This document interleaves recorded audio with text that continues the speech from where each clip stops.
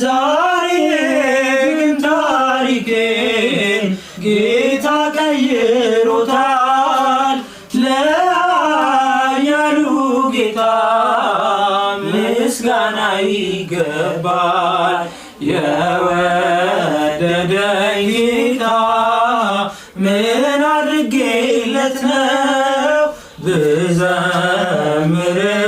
ብዘምርለትም ያንስበታል። ይኸው ከውድቀቴ አንስተህ ድካሜን ያገዝከኝ ሰባራውን